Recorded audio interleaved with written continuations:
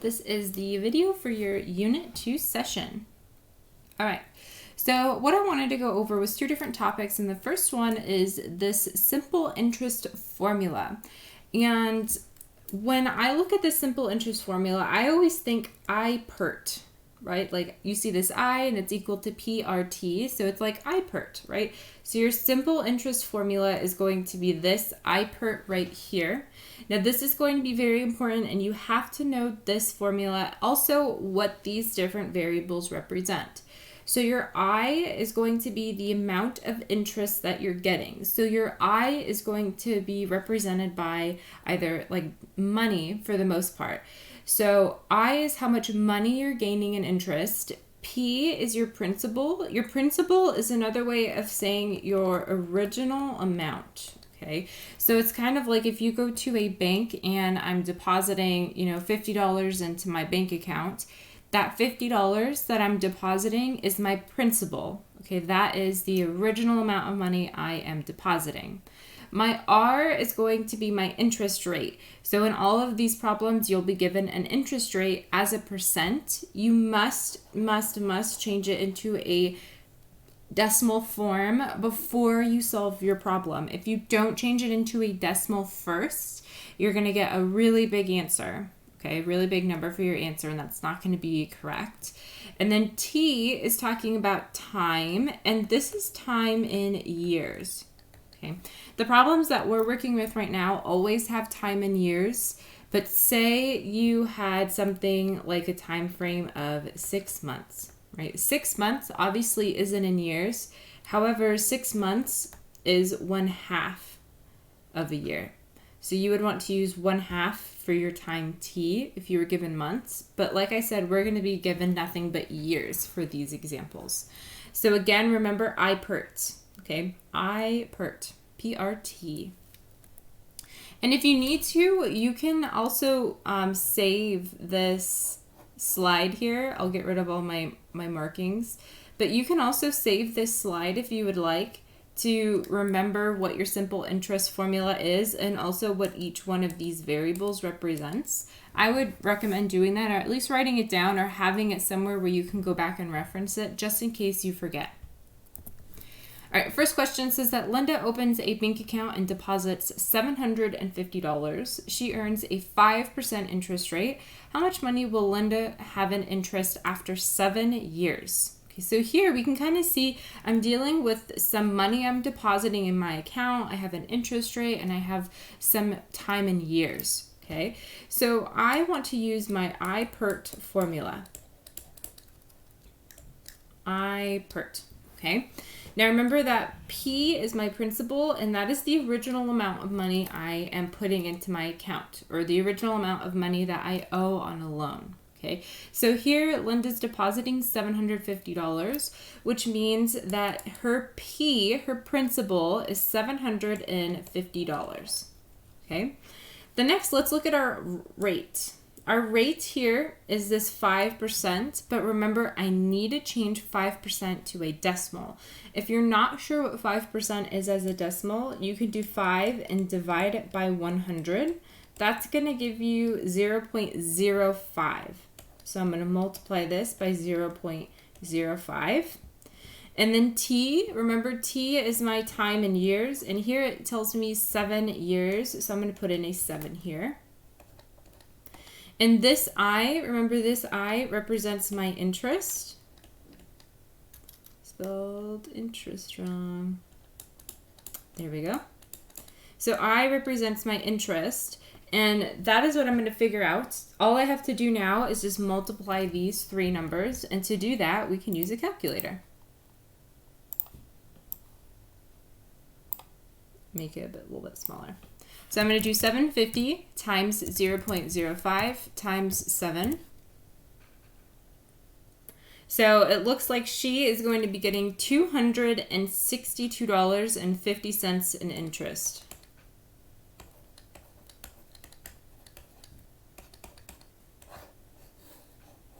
Okay, so for the most part, once we set up these problems, all you really are doing is multiplying your numbers together. You just want to make sure that you're being careful that you're substituting the right numbers, right? Remember, principal is the original amount. R is your interest rate as a decimal. Don't forget to change it to a decimal first. T is your time in years, and you'll be given some type of time frame in your problems. Then once you have all those three, since they're all on this side, I just have to multiply them, which gives us how much money I am earning in interest.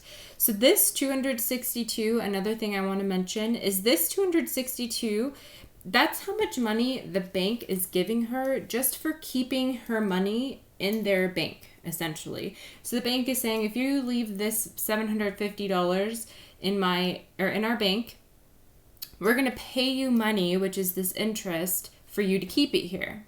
Okay, so if she doesn't touch this $750 for 7 years, she gets $262 from the bank plus this $750 that she had in there originally. So she's essentially earning money just by keeping her money in her bank.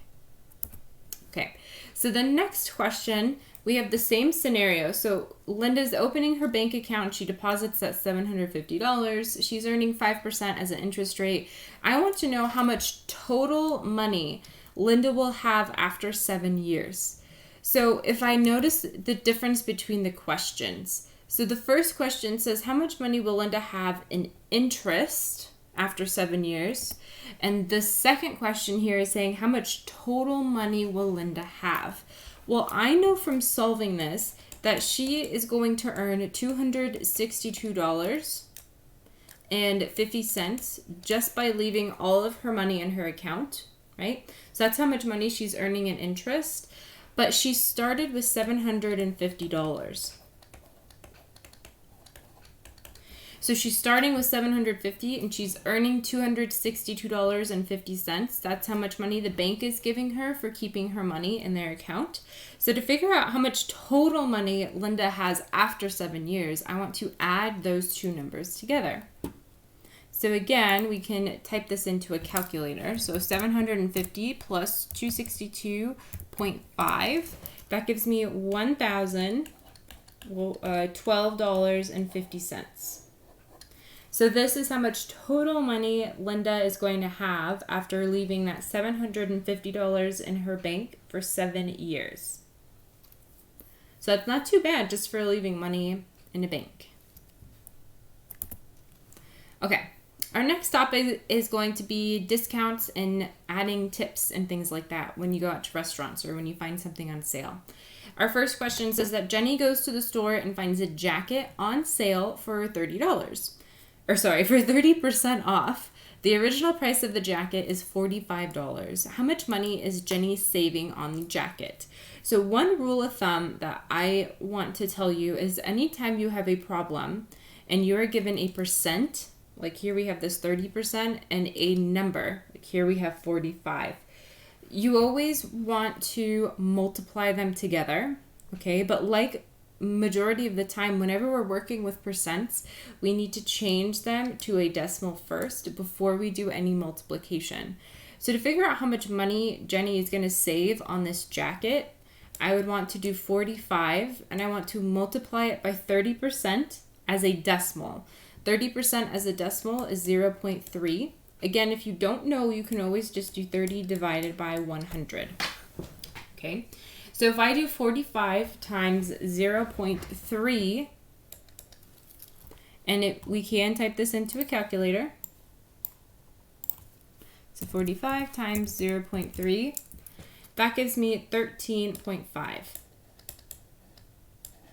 So that means that this jacket is $13.50 off. So this $13.50 is not how much Jenny is paying. Okay, this $13.50 represents how much money is going to be taken off or how much money she is saving. Okay, so $13.50 represents how much money is being taken off.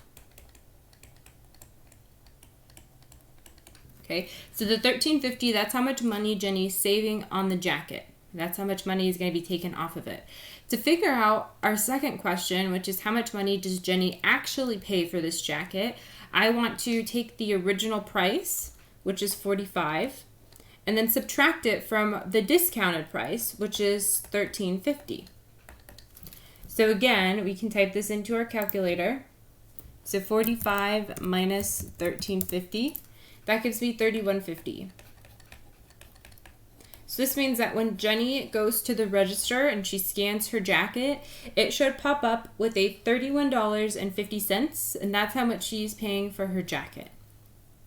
Okay, so when we're first multiplying up here in this step, this $13.50 again represents how much money is being taken off. And then to figure out how much Jenny's actually paying for her jacket after the discount, that's when we'd want to do that subtraction. So take the original price, subtract it from how much money is being taken off, and that gives us the total of how much money she has to pay for it after the discount. All right, so next question says that Sammy goes to a restaurant with his family and the bill comes out to $64.50.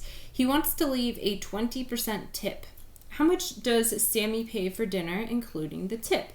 Okay, well, let's think about going to a restaurant and adding on a tip, or adding on a tip anywhere, right? If you go to a nail salon, if you go get a haircut, if you, some people like tip people when they work on their cars or do some sort of service for them. When you're adding a tip onto a total, that's money that you're adding, right? So your bill is expected to get bigger because you're adding a tip.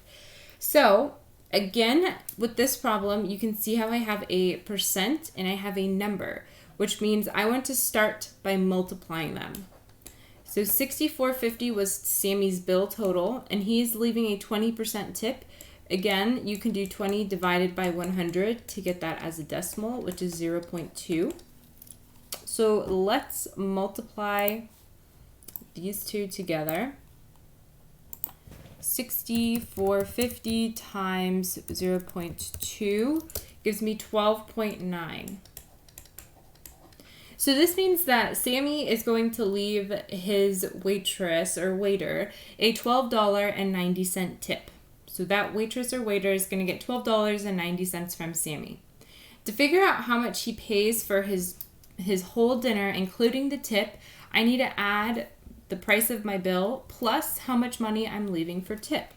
I still owe the $64.50, and now I want to add in that $12.90 to get how much total money I need to leave before I go home with my family. So I would have $64.50, and I'm adding this to $12.90. When I add them together, I get $77.4. Since we're talking about money, I'm going to add an extra 0, which means that Sammy is paying a total of $77.40 for both his bill and the tip.